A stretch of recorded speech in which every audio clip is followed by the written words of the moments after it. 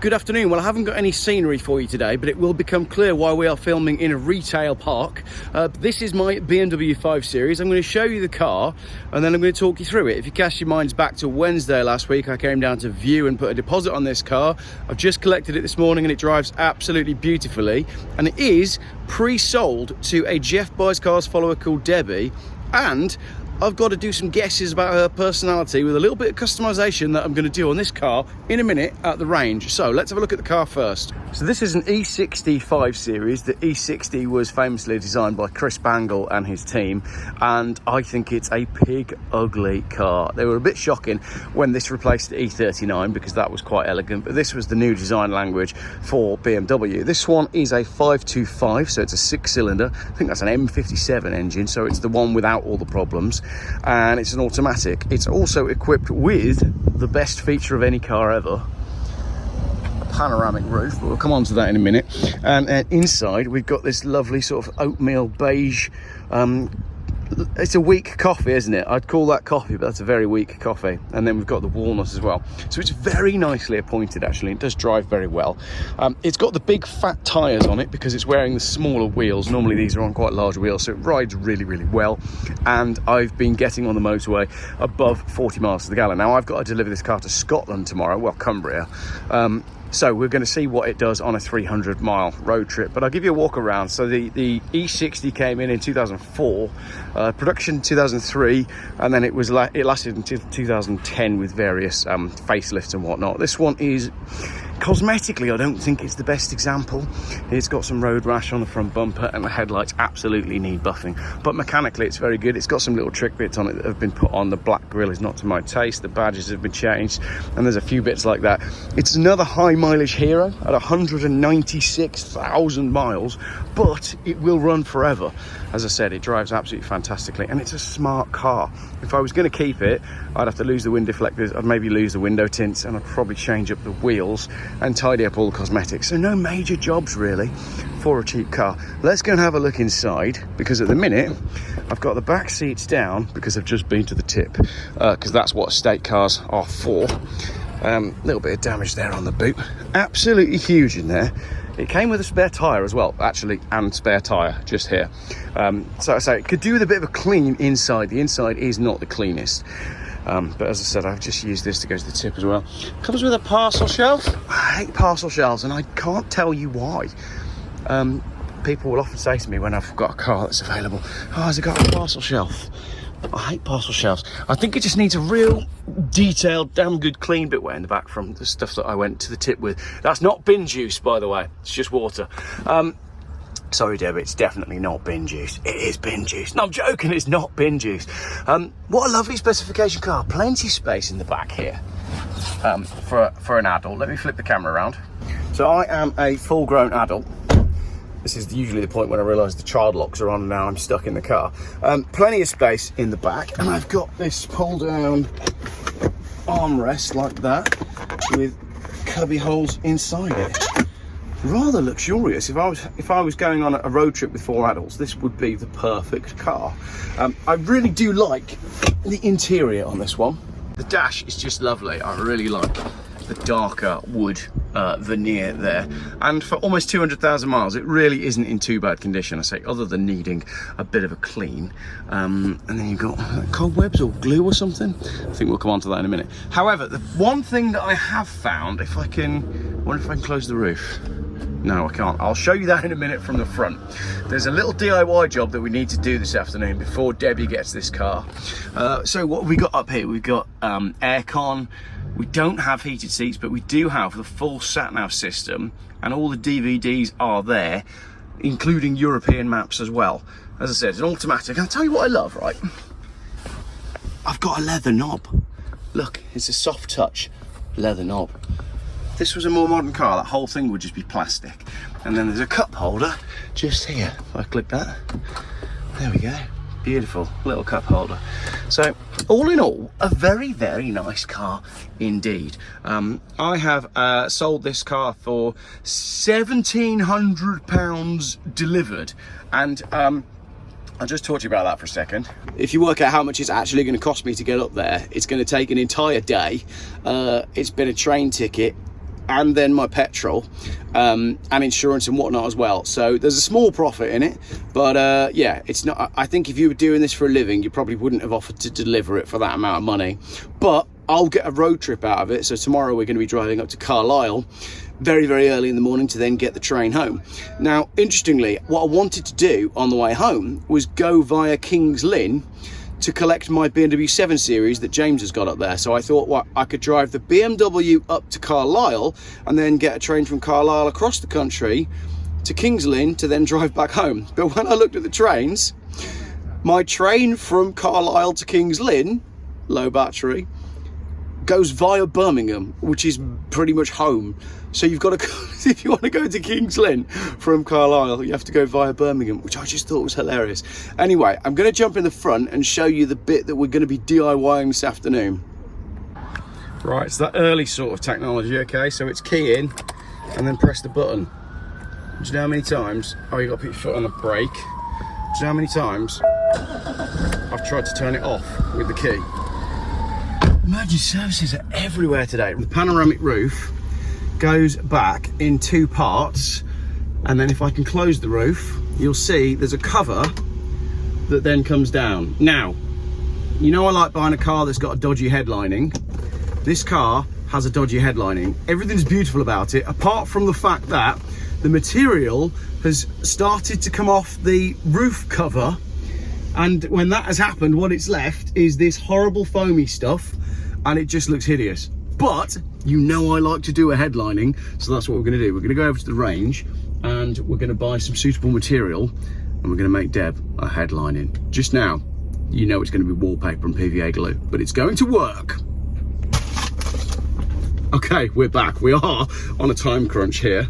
Scraper, paintbrush, wallpaper paste, wallpaper. I couldn't decide what to go for, so I've gone for like an art house living wall theme, because I guess you're only really going to have the roof closed if the weather's bad, and if the weather's bad, you're probably going to want to feel like you're in the rainforest.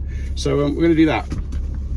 But first, I have to fetch the children from school, and then we'll spend the afternoon playing cut and paste. Let's go for a little drive then in the 525. As I said, 2.5 litre diesel engine. I don't know how much horsepower it is actually. I'll edit that in here. But as I said, it's a 6-cylinder and it's an old-fashioned diesel. It's averaged with me today only 30 miles to the gallon, but the motorway was like just done for. So it spent most of the day idling. I suspect tomorrow we'll get 45 miles to the gallon, taking it up to Carlisle, but we'll see. That'll be an interesting subject for tomorrow's road trip video. Have I got any? I can change gear manually on the box if I want to. Oh, national speed limit, let's plant it.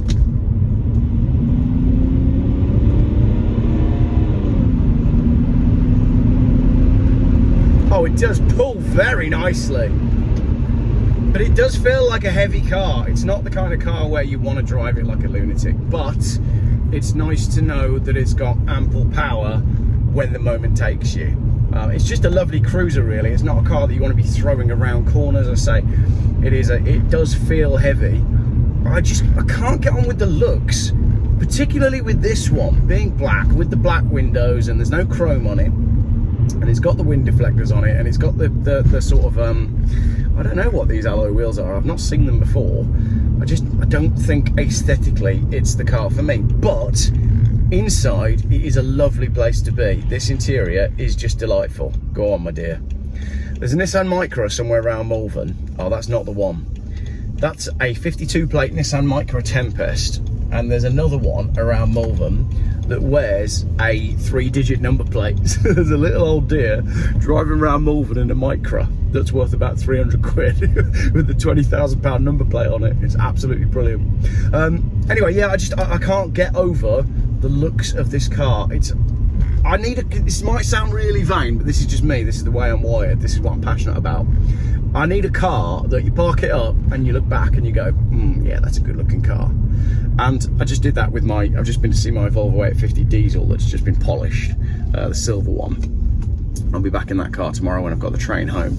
And this car, it's just a bit too ugly for me. It just doesn't do the trick in terms of the aesthetics. I'd never like park it up on a scenic route and, you know, take an Instagram photo with it, whereas I would with an old Volvo. So as capable as this car is, and it is a capable car, you know, in many ways, it's a perfect Geoff car.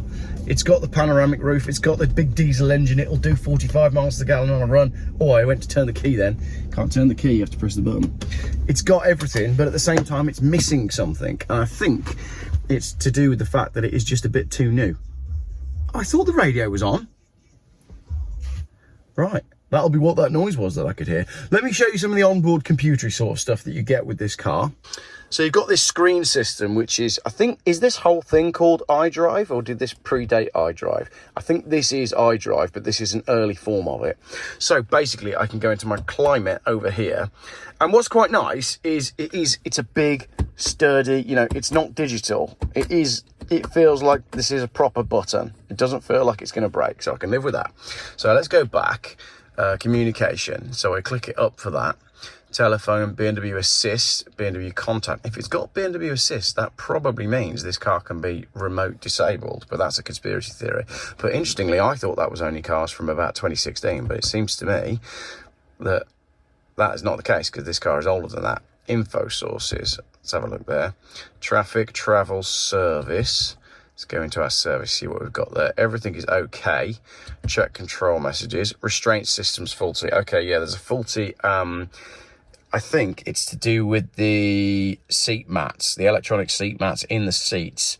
One of the sensors has failed, which means the car thinks the seatbelt system is faulty. Travel info, what we got there? On location, other place, don't know. Communications, that's where we were, wasn't it? BMW Assist. Please first initialize BMW Assist customer service for more info. So yeah, this is the older version of it. Navigation, this one, as I said, has got the full navigation system. Oh, there you go. Sorry, I'm being stupid. I'm going to arrive at 18:35, but it doesn't, and it's 227 miles, but it doesn't actually tell me a countdown on the clock, does it?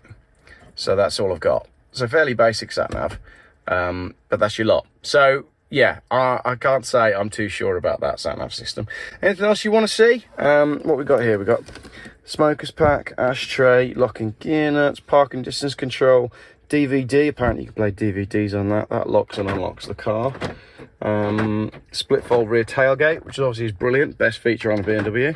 I've got some controls on my steering wheel. Steering wheel is all electric. Now, interestingly, on this side, if I zoom out a bit, that's my indicator. And that's my cruise control. And the amount of times today I've tried to indicate left by yanking my cruise control. And then this is the electronic steering wheel adjustment just there. So I've got like 3 things on my steering wheel, which is odd. And then if I go over here, I can click, let's put the car on. And then I can cycle through on the button over here, that BC there. So it tells me I've got a bulb out, but I don't know where that bulb is. And I can go through 33.1 average miles per hour. 34 is my MPG, but as I said, I reset that earlier and I spent most of my time sat in traffic at junction 6. Parking distance control off, light off. So I don't know which bulb it thinks is out. I'll have to have a look at that. I can turn the traction control off over here.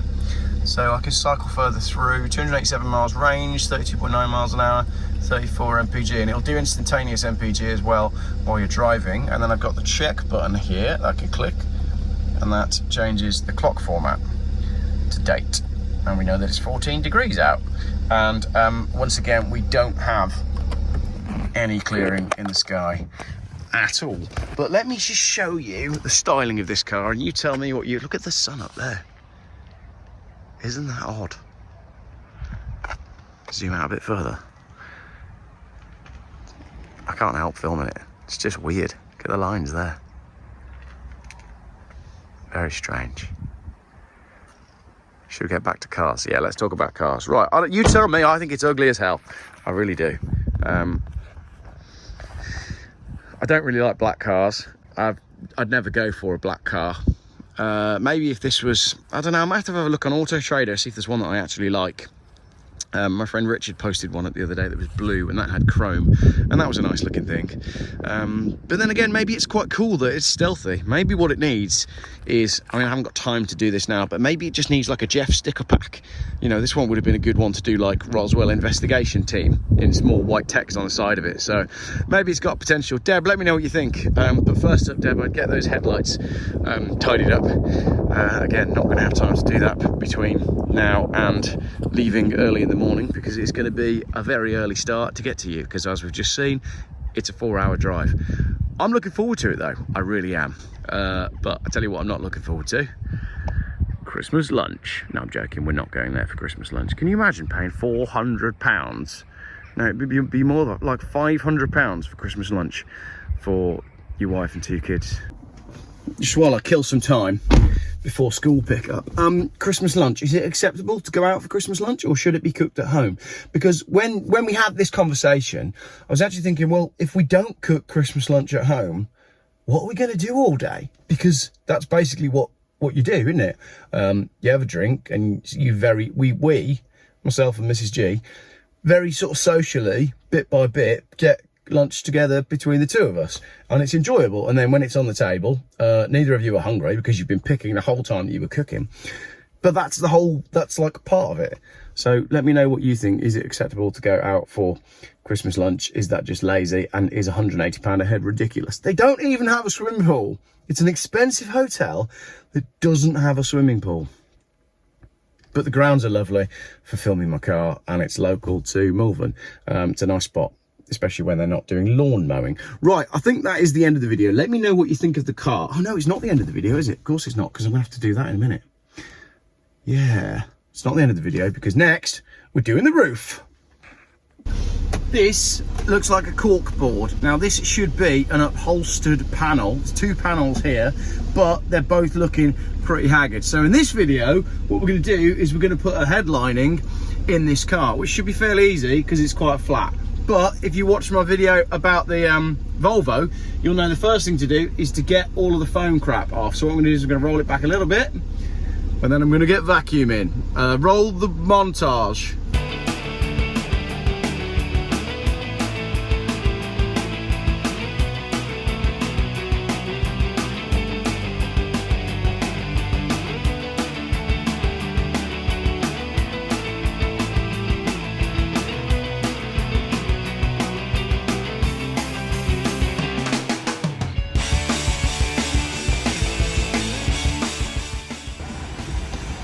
Yes, finally, I've done the first bit. Now I've just got to do the back bit, and then we're going to be sweet.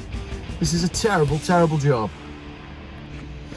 All right, I am very sweaty, but we're almost there now. So it's almost all off. The back was way harder than the front. That's what she said. I mean, it's mostly in my hair, to be honest. It's mostly all on my head. Right, I'm going to tidy this car up, and then we're going to put the headlining in. Sorry for the bald head. Hey, finished. Right, I've just got to let it dry, and then I've got to trim it in the middle where the 2 pieces break. But there you go, new headlining done, 15 quid. I'm going to surprise Debbie with this. I'm not going to tell her that I've done it. What I'll do is I'll just show her tomorrow when she's in the car, and then I'll just press the button and pull it forward, and then she'll know that her car's been fully Geoffed. I think that looks brilliant. Really pleased with that.